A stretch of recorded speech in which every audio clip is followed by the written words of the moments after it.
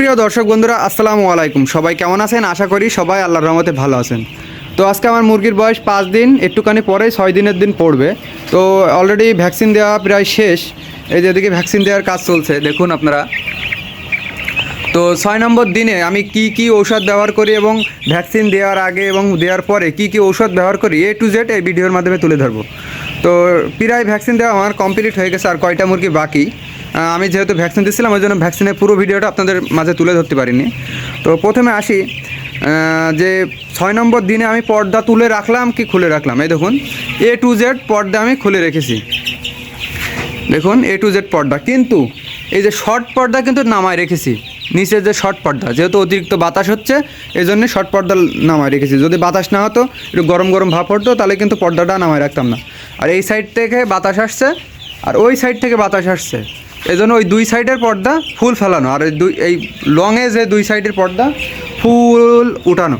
তো এখন আসি, আজকে আমি ভ্যাকসিনের আগে কি ঔষধ ব্যবহার করলাম এবং ভ্যাকসিনের পরে কি ঔষধ ব্যবহার করব।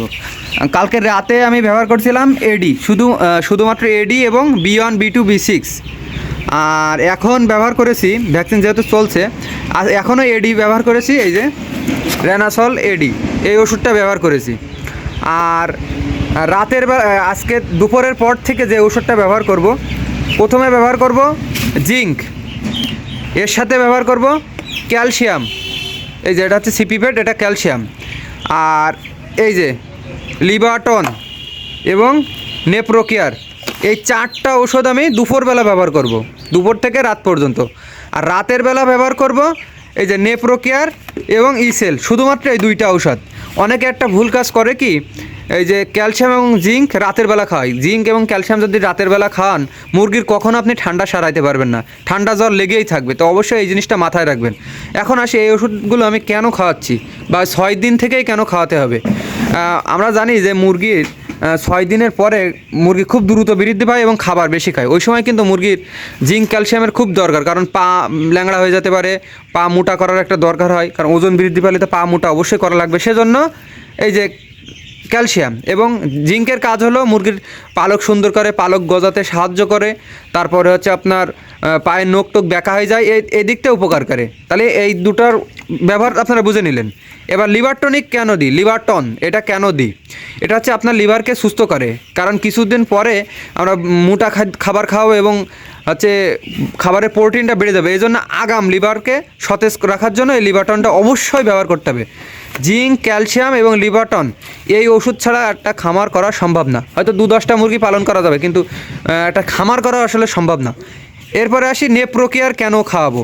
নেপ্রোকেয়ার হচ্ছে শীতকালে জানেন আপনারা পেটে পানি হয়, এজন্য নেপ্রোকেয়ারটা শীত এবং গরম দুকালে খাওয়ানো হয়। তো এই 4টা ওষুধ সকালবেলা, মানে সকাল থেকে রাত পর্যন্ত খাওয়াবো। জিঙ্ক দেবেন 1 লিটার পানিতে 4 মিলি, এই ক্যালসিয়াম দেবেন 1 লিটার পানিতে 4 মিলি, এবং লিভারটন দেবেন হচ্ছে 1 লিটার পানিতে 1 মিলি, এবং নেপ্রোকেয়ারও 2 লিটার পানিতে 1 মিলি করে একদম এক টানা 4 দিন ব্যবহার করবেন ইনশাল্লাহ। আর আমি তো রেগুলার ভিডিও দিচ্ছি। আর রাতের বেলা ব্যবহার করবেন নেপ্রোকেয়ার এবং ইসেল। অনেকে রাতের বেলা এডি ব্যবহার করে ভ্যাকসিনের পরে, এডি তো ব্যবহার করবেনই, কিন্তু ইসেলটার কাজ কিন্তু আরেকটা বেশি।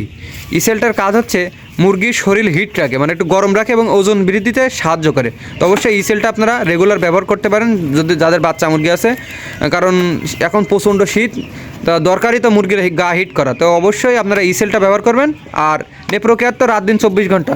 তার মানে আবারও বলে দিচ্ছি, এই 4টা ওষুধ হচ্ছে দিনে মানে, এবং রাতে হচ্ছে এই 2টা ঔষধ। আপনারা ইসেল নাও ব্যবহার করতে পারেন, নেপ্রোকেয়ার ব্যবহার করতে পারেন রাতে শুধু। তো এই হলো আজকের পরিচর্যা, এবং রাতের এবং দিনে কি দিলাম আপনাদেরকেও তো বলেই দিলাম।